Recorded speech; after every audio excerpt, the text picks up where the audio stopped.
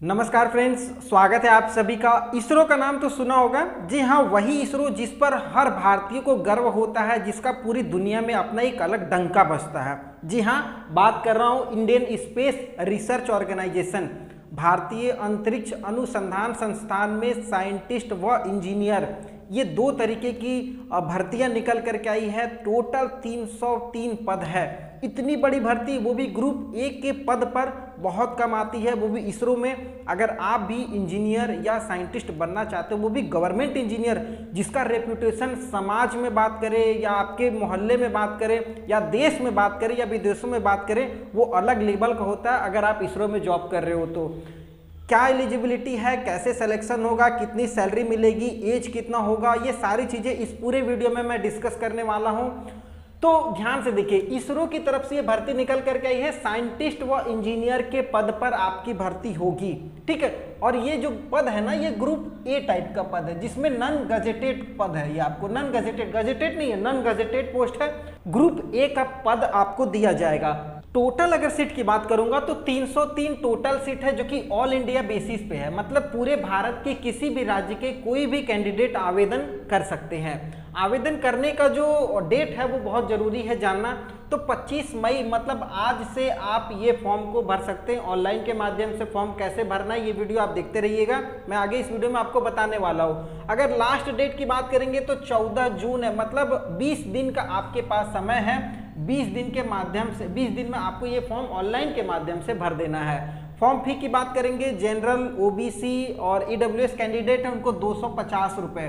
भाई 250 रुपये में इतनी अच्छी भर्तियां का फॉर्म जो होता है ना, वो जनरली नहीं भराता। किसी भी स्टेट में अगर देखेंगे इंजीनियर वगैरह या साइंटिस्ट वगैरह की भर्तियां वैसे आती तो नहीं है, लेकिन आती है तो उनका फॉर्म 1000 रुपये से ज़्यादा होता है। लड़कियां, SC ST और एक्स सर्विसमैन, इनके लिए कोई चार्ज नहीं है। मतलब आपको 0 रुपये फी है। लड़कियां भी ध्यान दीजिएगा, अगर आप भी ये फॉर्म भरना चाहती है तो जरूर भरिएगा। एज लिमिट की बात करेंगे तो बताया गया है मैक्सिमम जो एज होनी चाहिए वो 28 साल। मतलब मिनिमम का कोई क्राइटेरिया नहीं बताया गया, लेकिन मैक्सिमम 28 साल से ज़्यादा आपकी एज नहीं होनी चाहिए। वो कब नहीं होनी चाहिए?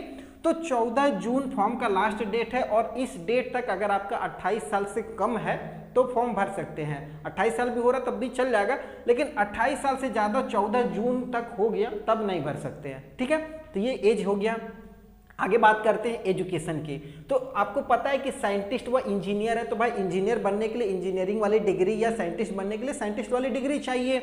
तो यहाँ पर मैं एजुकेशन की बात करूँगा। तो देखिए, जनरली मैं आपको पहले क्लियर कर देता हूँ कि अगर आपके एजुकेशन में 65% ओवरऑल नहीं है या फिर एग्रीगेट भी नहीं है तो भी दिक्कत है, नहीं फॉर्म भर सकते हैं। या फिर CGPA में बात करूँगा तो 6.84 CGPA होना चाहिए कम से कम। अब बात करता हूँ पोस्ट की। तो BE001 ये कोड है, जिसमें टोटल 90 सीट है। ये इलेक्ट्रॉनिक्स वालों के लिए। इलेक्ट्रॉनिक्स में अगर आप साइंटिस्ट व इंजीनियर बनना चाहते हैं, ठीक है, इलेक्ट्रॉनिक्स डिपार्टमेंट में BE001, जिसमें टोटल 90 सीट है। इसके लिए एजुकेशन BTech इन EC, मतलब इलेक्ट्रिकल कम्युनिकेशन इंजीनियरिंग में आपका BTech होना चाहिए, या इसके इक्विवेलेंट PhD वगैरह भी है तो भी आप आराम से फॉर्म भर सकते हैं। उसके बाद सेकंड नंबर की बात करेंगे, BE002 163 पोस्ट है, और ये मैकेनिकल के लिए है। मैकेनिकल में अगर आप इंजीनियर बनना चाहते हैं तो आपके लिए BTech कम से कम मैकेनिकल होना चाहिए। अगर आपका BTech में मैकेनिकल इंजीनियरिंग से अगर आपने किया हुआ है तो फॉर्म को भर सकते हैं। 65% होना चाहिए। उसके बाद BE003 है, जिसमें टोटल 47 सीट है। ये कोड है, ठीक है, ये कोड के हिसाब से फॉर्म भरिएगा। इसमें कंप्यूटर साइंस की भर्ती है, साइंटिस्ट व इंजीनियर के पद पर, जिसमें आपको BTech कम से कम कंप्यूटर साइंस होना चाहिए। अगर आपने कंप्यूटर साइंस से B या BTech वगैरह किया हुआ तो आराम से इस फॉर्म को भर सकते हैं। उसके बाद है एक BE001A, ये वाला कोड है। इसमें टोटल 2 सीट है, जिसमें आप बात करेंगे इलेक्ट्रॉनिक्स ऑटोनोमस वाले।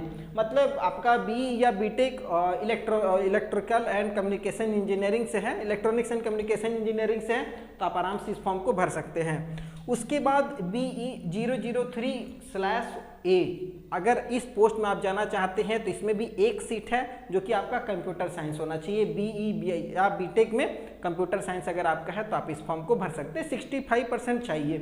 मतलब बेसिकली क्या निकल कर क्या है कि अगर आप बैचलर ऑफ इंजीनियरिंग या बैचलर ऑफ टेक्नोलॉजी मतलब बीई या बीटेक वगैरह में से कोई भी इस ट्रेड में किए हुए हैं तो आप इस फॉर्म को भर सकते हैं। 65% एग्रीगेट चाहिए ओवरऑल, ठीक है। तो ये चीज़ थोड़ा सा ध्यान दीजिएगा। अब आगे बात करते हैं फॉर्म भरने के लिए सबसे पहले करना क्या होगा। तो सबसे पहले आपको रजिस्ट्रेशन करना है नेशनल करियर सर्विस पोर्टल पर, जो कि भारत सरकार की एक ऑफिशियल वेबसाइट है NCS। इस पे आपको अपना रजिस्ट्रेशन करना होगा। रजिस्ट्रेशन करने के बाद अपना रजिस्ट्रेशन नंबर ले लीजिएगा। उसके बाद आपको इसरो की ऑफिशियल वेबसाइट पे चले जाना है और ये वेबसाइट का लिंक जो है ना मेरे टेलीग्राम चैनल पर है या वीडियो के डिस्क्रिप्शन में भी मैं दिया हुआ हूँ। आप चाहें तो वहाँ पर जा करके इस फॉर्म को डायरेक्टली भर सकते हैं, ठीक है। फॉर्म भर दीजिएगा। आगे बात करेंगे सिलेक्शन का प्रोसेस कैसे होता है, इसमें कैसे सिलेक्शन होने वाला। तो बोला गया है मात्र 2 स्टेज है, एक रिटन होगा और एक इंटरव्यू होगा। तो रिटन एग्जाम जो बोला गया ना वो 120 मिनट का बोला गया, मतलब 2 घंटे का पेपर आपका होने वाला है। 2 घंटे का पेपर होगा रिटन में, जिसमें एक पार्ट होगा और एक पार्ट ए पार्ट बी 2 भागों में बांटा गया है। पार्ट ए में जो होगा ना वो आपका 80 क्वेश्चन रहेगा, 80 नंबर का। पार्ट ए पार्ट बी 2 भाग में है। पार्ट ए में आपका 80 क्वेश्चन रहेगा, जो कि आपका या आपके एरिया या आपके डिसिप्लिन मतलब आपके ट्रेड से रिलेटेड। अब जैसे आपने ये वाला फॉर्म भरा है तो इसमें बीटेक इलेक्ट्रॉनिक्स एंड कम्युनिकेशन से है, तो आपका इस ट्रेड से सवाल रहेगा 80 सवाल, ठीक है। 80 नंबर आपके ट्रेड से रहेगा, जिसमें अगर गलत होता है तो -1 का नेगेटिव मार्किंग भी है, ठीक है। तो ये चीज़ थोड़ा सा ध्यान दीजिएगा। उसके बाद बात करेंगे पार्ट बी में, तो एप्टीट्यूड या एबिलिटी टेस्ट होगा, जिसमें मान लीजिए 20 नंबर का बच रहा है। 80 नंबर तो आपका यहाँ पर पार्ट ए में हो गया, बचा 20 नंबर।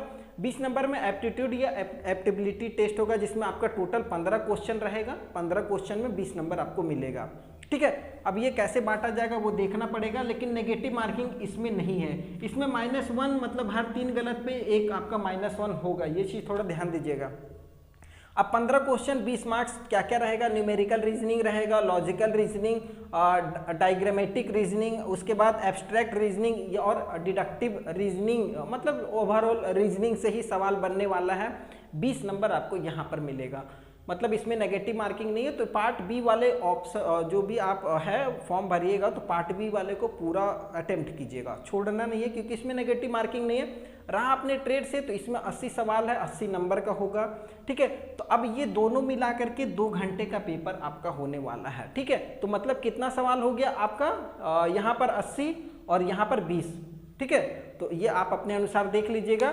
उसके बाद अगर मैं बात करूंगा, अगर आपका सिलेक्शन हो जाता है, मान लीजिए पार्ट रिटन एग्जाम आप क्वालिफाई कर जाते हो, तो फिर आपका नेक्स्ट होगा इंटरव्यू, ठीक है। इंटरव्यू वगैरह जो होता है वो बेसिकली 100 नंबर का होने वाला है। अगर इंटरव्यू आप क्वालिफाई कर जाते हो तो फिर आपका फाइनल मेरिट बनेगा। फाइनल मेरिट आपके रिटेन वाले परफॉर्मेंस को और इंटरव्यू वाले परफॉर्मेंस को लगभग 50-50 दोनों में से लिया जाता है, ठीक है। 50-50% के हिसाब से आपका फाइनल मेरिट बनेगा। अगर मेरिट में आपका नाम होता है तो आप ग्रुप ए का साइंटिस्ट व इंजीनियर इसरो में बन जाएंगे। फॉर्म अगर भरने नहीं आ रहा है या कोई प्रॉब्लम हो रही है तो आप हमें कमेंट कीजिएगा। मैं फॉर्म भरने का एक अलग वीडियो बना दूंगा स्टेप बाय स्टेप प्रोसेस के साथ में।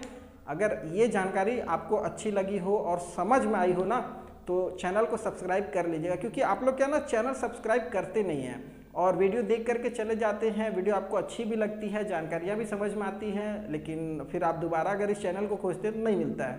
तो इसलिए चैनल को सब्सक्राइब करके रखिए और वीडियो पसंद आया हो तो फिर अच्छी बात है, नहीं पसंद आया तो कोई बात नहीं। अगले वीडियो मिलेंगे, तब तक के लिए जय हिंद।